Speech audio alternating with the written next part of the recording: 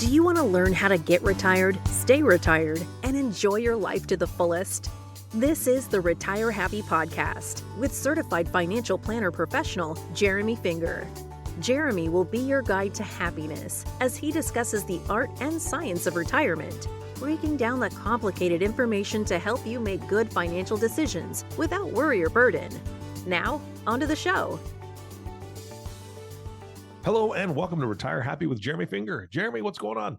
Hey, Eric, how you doing, buddy? I'm doing fantastic. We're talking about one of my favorite subjects. That's a lie. Taxes. But this is really important. I mean, tax planning is important throughout your entire life. I mean, from the time we make our first paycheck, we're paying taxes. But today you're really focusing on tax planning and retirement, right? Yeah. Once you retire, you still got to deal with the tax man. Yeah, it'd be nice if he just went away, but he doesn't. So No, sir. Hey, I got a quick little story. I used to get paid under the table when I was cleaning yards or I worked in tobacco growing up. And when I got my first job, that was, at Myrtle Beach Grand Prix, long time ago. Let's don't talk about how long ago that was. And then I'm looking at my check. I'm like, what's going on? There's taxes taken out of this thing. Doesn't make any sense. So yeah, that $1 an hour wage all of a sudden was a lot smaller than we thought. Yeah, that's true. I digress. But yes, in retirement, there are taxes to be paid, and trying to do that tax efficiently is something everybody should kind of take, don't take lightly, because that can really make things a lot more efficient. Okay. So where do we start? Because this is a big subject. Okay. All right. So first is that understand that not all income is taxed the same. Okay. That's the first thing. Okay.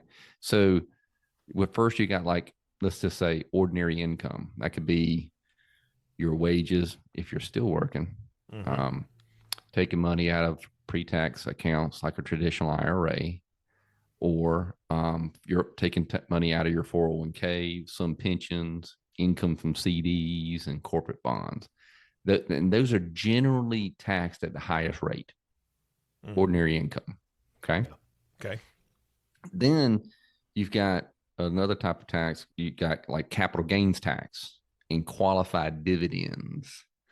So like, let's just say you had a normal brokerage account and you sold something that you held for over a year and that qualified for long-term capital gains, that's taxed at a different rate.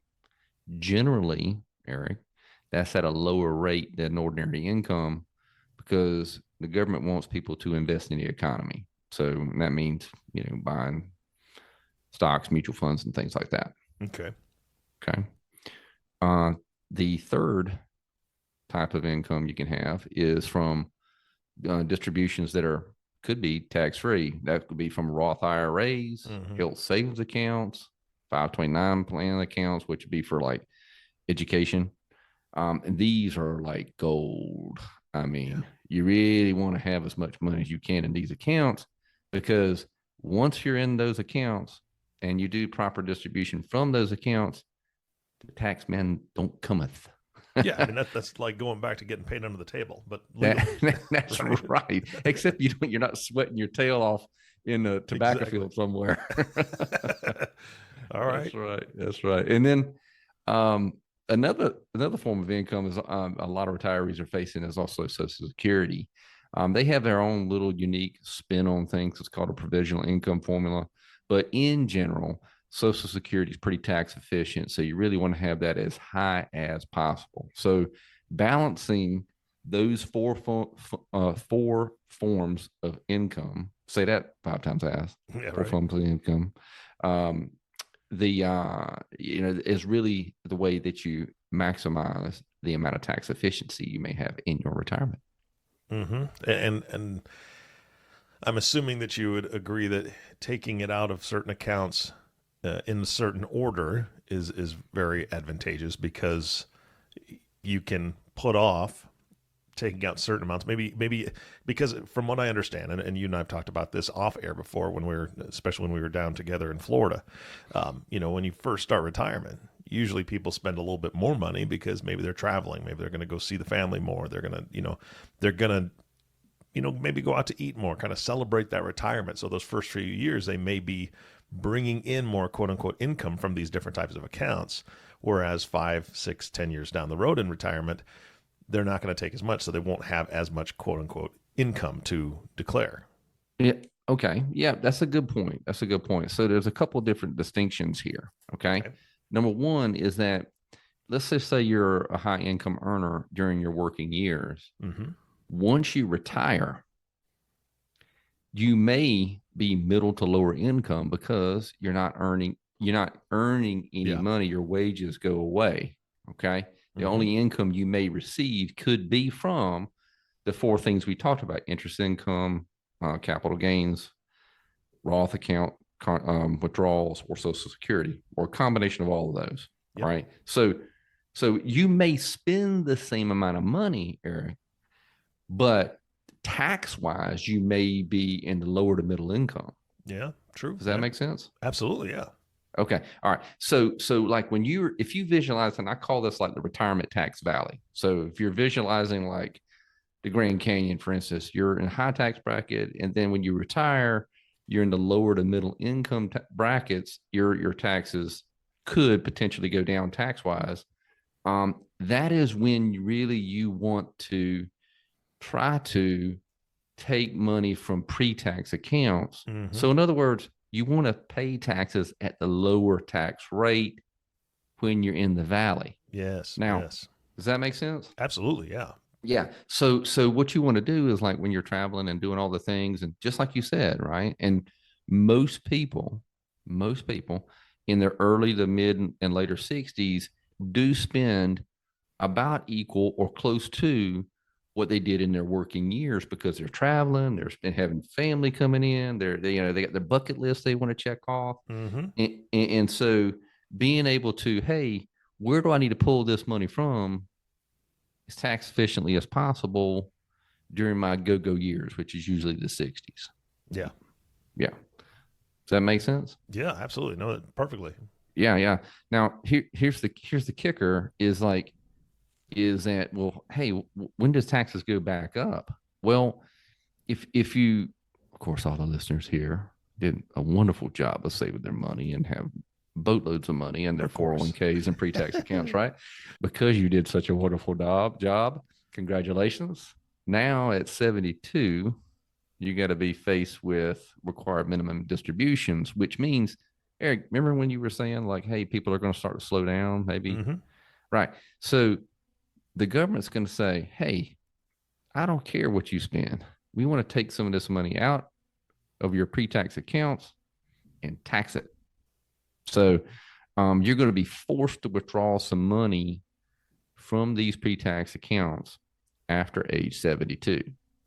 Okay. Yep. Which can, again, basically, if you visualize a valley, that other side of the valley put you back up into the higher and higher income brackets later in life. Got it. Yeah. I mean, okay. So there's the valley and the other side. I get it. That's right. So in other words, like when you are in the bottom of the valley, okay, there is a threefold advantage in being able to optimize a few different things. Okay. All right. So if you really want to, number one, make sure your Social Security benefit is as high as possible. And how do you do that? Generally delay. Okay. Delay your Social Security benefit. Mm-hmm. And now a lot of people, and this is usually the exact opposite of what most people do. They want to take it early. Hey, I've been waiting all my life and paying into this thing. I want to take it. The problem is that they're taking it early. Many times they're getting 25 or 30% haircuts because they're taking it early. And then they're delaying taking money from these pre-tax accounts. Okay. So in other words, they're keeping their pre-tax 401ks and their IRAs very, very high balances. So so when they hit required minimum distributions, it's going to be very, very high. Okay. You want to do the opposite of that. All right. Higher Social Security income, and you want to withdraw money from pre-tax accounts in your lower income years. Got it? Absolutely. That makes perfect sense. Absolutely. Wonderful. So, yeah. So you really want to have your Social Security as high as possible. And usually you do that by delaying. There is some complexity around that, especially if you're married or you're widowed or you've been divorced for a period of time. So feel free to call our team. Happy to walk you through those steps. And then take the pre-tax accounts in your lower income years. Usually that's in the retirement tax valley. And this achieves the third thing, which is having lower pre-tax values later in life, which therefore would reduce the amount of withdrawals you need to take from those accounts and your potentially higher tax years later on down the road. Yeah. So, I mean, it makes perfect sense because the more money you have in the post-tax dollar accounts to draw off of, the less that you're required to declare, right, for tax purposes, if I'm not mistaken, if I'm saying that correctly. Right. So that'll make a huge difference. Yeah. Fantastic. Yeah. Okay. Yeah. That's right. So it's really a triple benefit. Yeah. Higher Social Security, pay taxes at a lower tax rate, and reduces your future lifetime tax. Okay. Yeah. Now there's some complicating factors here. Oh boy. How did I know something was there? That's right. Well, let's just think about this like golf. You not only you just have 3 or 4 clubs in the bag, you got 14. Mm-hmm. In some instances, some people I play with may have 18 to 25, but we won't go there.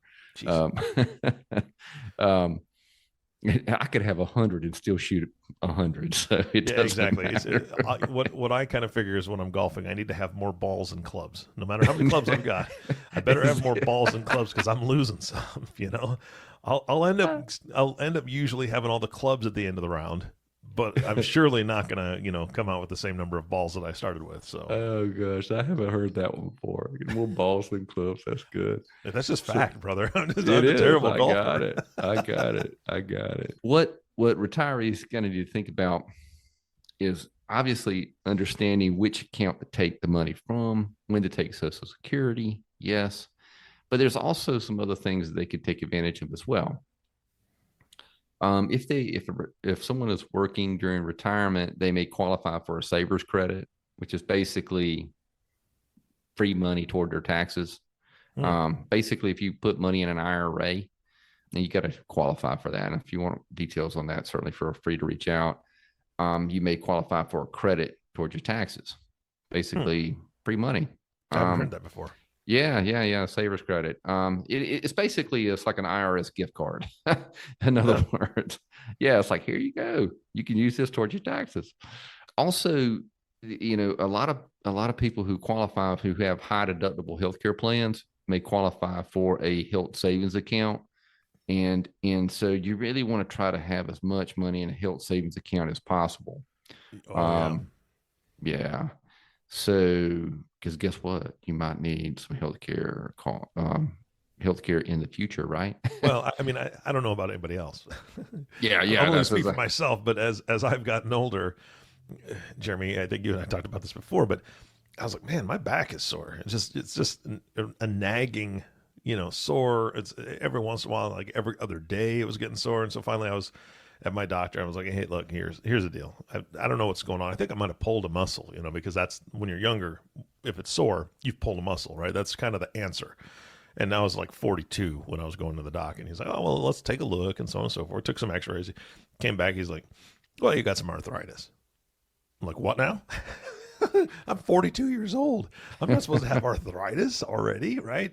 And that was the first time I'd heard that word from my doctor. I mean, I've heard it before from my parents and all that, but yeah, as we get older, man, I can see that the health savings account would be hugely beneficial to put as much money as we can in that thing, because the more older I get, the more I see my doctor. We're getting really on friendly terms. That's true. And yes, you want to have a lot of money in the health savings account because you're going to need some health care, but there's triple tax benefits with a health savings account.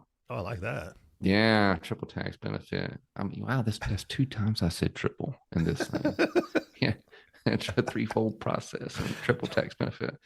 So you end up getting the deduction on the money you contribute. It grows tax free and comes out tax free for healthcare expenses.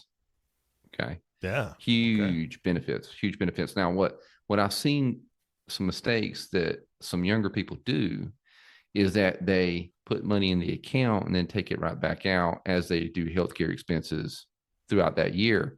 That's really not the way to do it. You want to leave the money in the health savings account. And guess what, Eric? You can invest it. And you want that money to compound. It's like a Roth IRA, an extra Roth IRA, and you want to have that as large as possible down the road.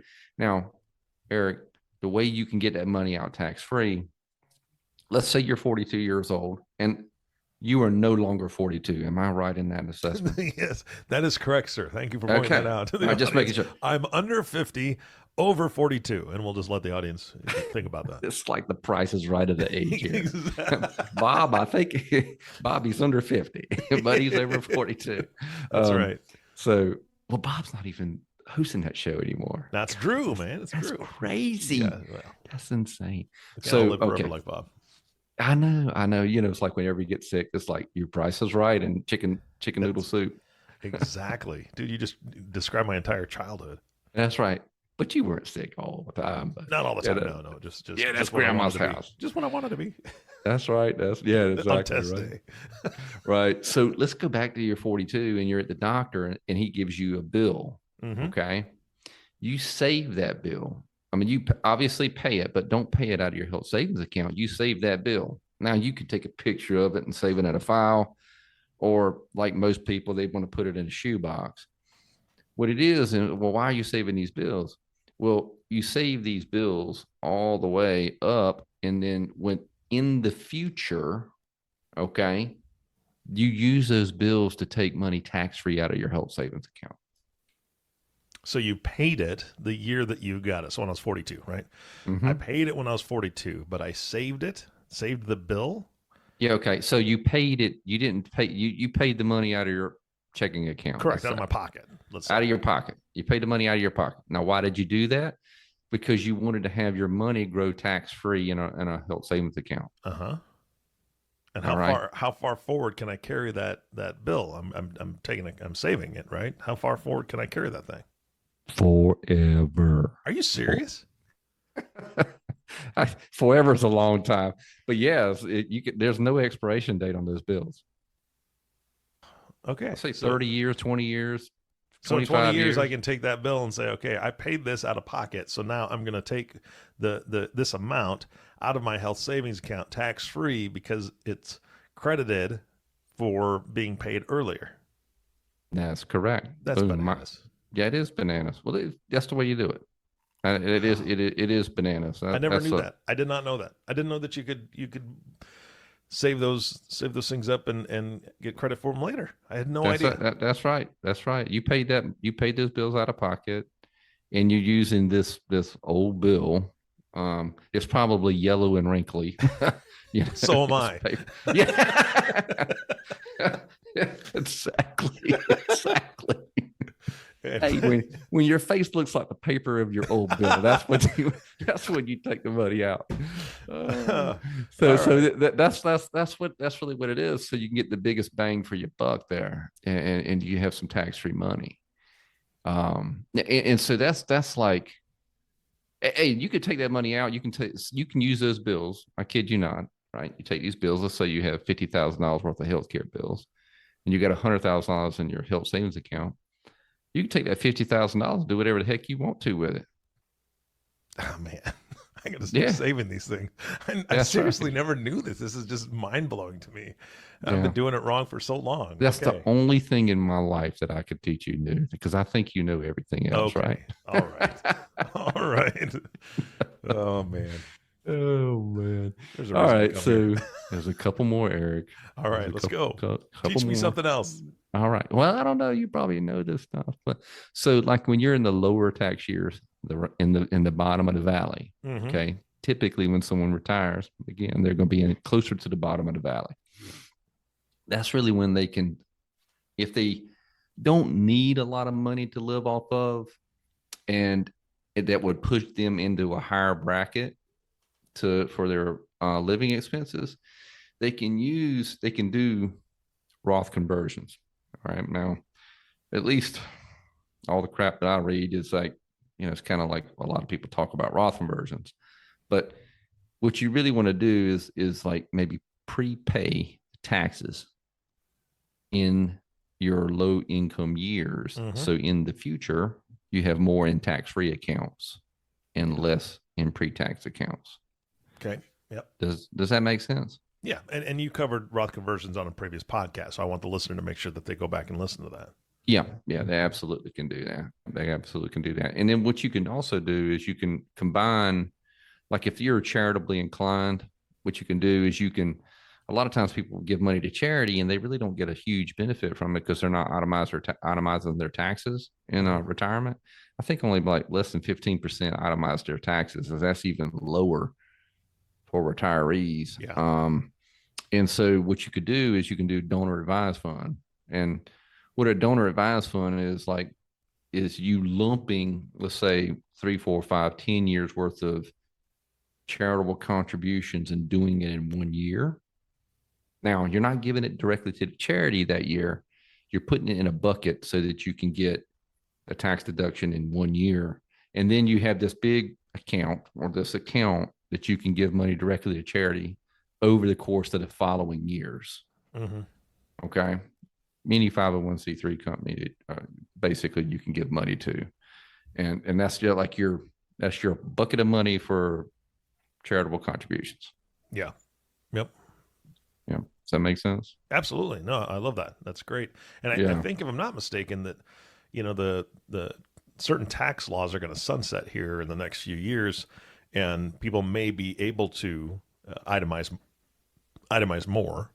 But if they can't, then this sounds like a really, really good way to get some things accomplished. Yeah. The way to think about the sunset, and that's a great point, Eric, is that, how you go in from the one side of the valley, one side of the canyon, let's say, and now you're in the bottom of the valley. Mm-hmm. When the sunset goes away, that means the height of the other side goes up.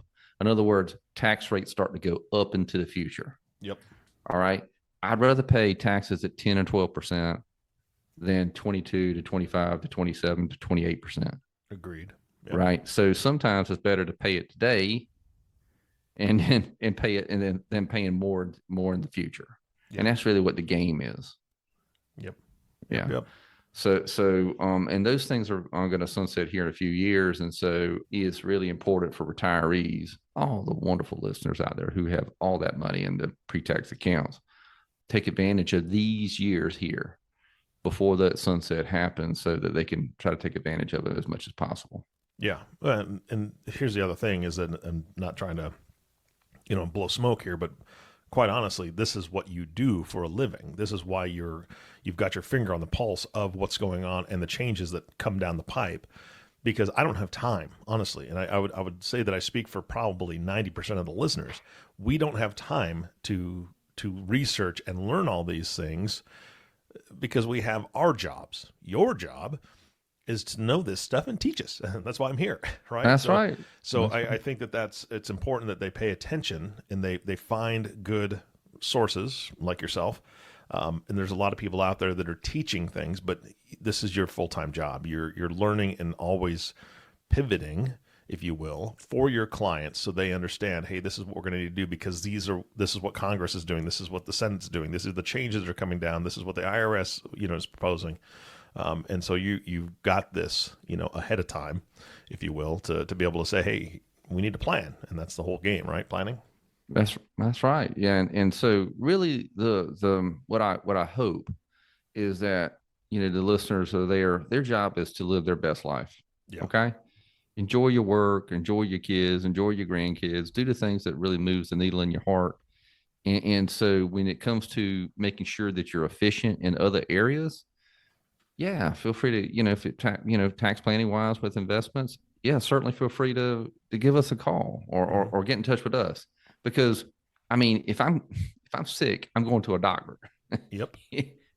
If I'm gonna talk about how to learn how to podcast, guess what, Eric? I'm calling you. This is why you're here, Oh, I right? appreciate that. Yeah, and so yeah, the getting expertise in areas where that where things are needed, and so that I can focus on the things that I really enjoy and what I'm good at, right? Which is, of course, tax planning as far as my profession is concerned. But when I hear retirees, is hey, when you look back on your life and all the things that you have done, most people want to spend time traveling with their spouses or learning new things or spending time with their grandkids and things like that. And they're not going to really wish they did more work. Yeah. Right. Yeah. Does that make Absolutely. sense? Yep. Yeah. Absolutely. Yeah. Absolutely. Yeah. All right. Anything in closing today? Yeah. Understand that the tax efficiency with retirement can really make a tremendous difference in financially speaking. And I know it sounds hard. I know it does. But just feel free to call people. You can obviously feel free to contact our office here. We're happy to guide you through it. We're not high pressure. We'll try to shoot you in the right direction, whether that be working with us or not. And maybe even hook you up with a CPA if need be, and just go from there. But at the end of the day, we just really want you to help you live your best life and be as tax efficient as possible. Fantastic. Jeremy, thank you for the education. Thank you for the laughs. It was a good time, and I appreciate everything you do. Yeah, man. My pleasure. My pleasure. Mind if I share my office contact information? Yeah, of course. No, I need that. Yeah. All right. 843-970-1049. All right. Thank you, sir. And of course, our last thank you goes to you, listening audience. Thank you so much for tuning in and listening to the Retire Happy podcast with Jeremy Finger. If you have not subscribed to the podcast yet, please click the subscribe now button below. This way, when Jeremy comes out with a new podcast, it'll show up directly on your listening device. And we humbly ask that you share this podcast, rate it, and leave a review, as this actually does help others find the show. Again, thank you so much for listening today. For everyone at Riverbend Wealth Management, this is Eric Johnson reminding you to live your best day every day. And we'll see you next time. Thank you for listening to the Retire Happy podcast with certified financial planner Jeremy Finger. If you have any questions, please visit us at www.riverbendwealthmanagement.com or call us at 843-970-1043. And remember, click the subscribe button below to be notified when new episodes become available. Investment advice offered through Stratos Wealth Advisors, LLC, a registered investment advisor doing business as Riverbend Wealth Management. The opinions voiced in this podcast are for general information only and are not intended to provide specific advice or recommendations for any individual. To determine which strategies or investments may be suitable for you, consult the appropriate qualified professional prior to making a decision.